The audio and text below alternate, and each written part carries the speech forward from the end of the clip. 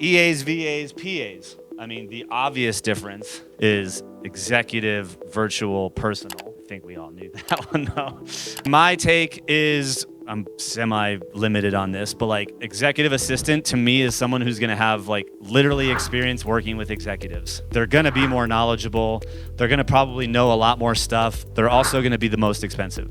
A VA is like, I think a lot of like the first hire stuff. I mean, like my first VA was in the Philippines and she did a lot of like little things, a lot of little admin stuff, right? You're going to get someone to kind of do the tasks. And then I think the personal is probably would be more like the person who's in the middle. Think of like an evolution of what these people are. But again, I think this person just serves you personally, maybe not the entire business. Maybe they're focused on personal tasks and they're not even a part of your business. Like this is the person that's picking up your mail, doing your groceries, the house manager type person. Maybe that's not their title yet, but like they're doing a bunch of stuff around the home would be how like I would differentiate those two. I think a lot of people probably start with VA, and from what I've seen, a lot of people that are kind of in this role, if they're with you long enough, they're getting so good that they can really just become this person. Start with a job scorecard, because like you might not need an EA. You could get away with a VA. I think the main difference historically, that's like part of my brain was like, yeah, this person has experience serving in an executive, like probably years of experience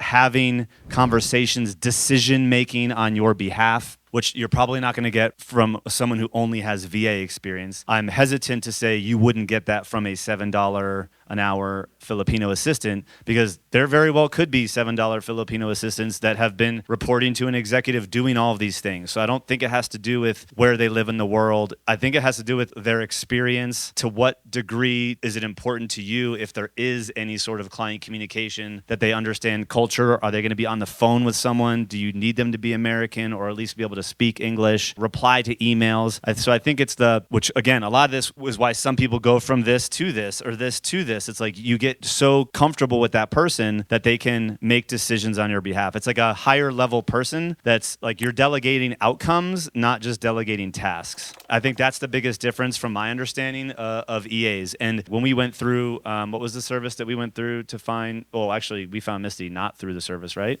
Yeah, we found Misty on our own. We've had Misty on our own, but we've used this service. Great assistant, who there's a great training in the portal from him, like 360 delegation, and they're designed to find and hire you EAs in North America. They're like intentionally not overseas. And if there's a setup, they do all the interviewing, just like we've all heard. Then you've heard Shepherd, which we've been using, which is primarily overseas assistance of all different sorts of things. So you may find someone through that service that does have executive level. If you're like inbox management, communicating with clients, some of that you might find through those services. Those are two that we've used. But I think the distinction is the delegation of outcomes, that they can like, hey, this is what I'm trying to do, go figure it out, and they can do it, versus like if you did that to a VA that is, doesn't have some level of experience, they're gonna be like, well, how do I do that? What's my checklist? Like they only understand task mastering, in my opinion. Is that from your experience, Lisa, in all of our effort? Would that be fair? Cool.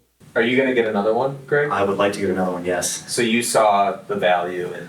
Yeah, I actually, for me personally, I want a part-time house manager before I get an executive assistant. My inbox isn't crazy, and right now I don't feel like, while calendaring and scheduling is a pain in the ass, it's not that bad. There's a lot of other things that I feel like would streamline my life at home if we had like a 10-hour-a-week house manager. It's just my wife doesn't want to give up some of those things, but like that would unlock a lot of space for other stuff. So like that's kind of on my list first.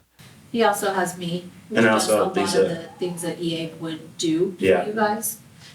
So by not having me as an integrator, it eliminates some of. Yeah, and I hate saying that because like, I mean, she came on as a like really implementation account management, for clients, right? But like she's like an ops person at heart, and most of the ops related things, she's sort of like head of ops, she's sort of a EA, she's sort of a chief of staff.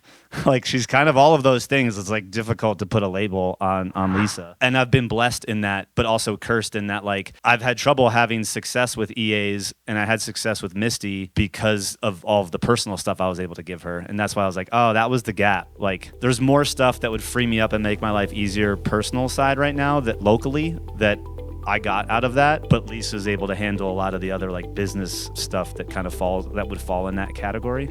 So that's kind of the blessing and the curse at the same time. Does that make sense?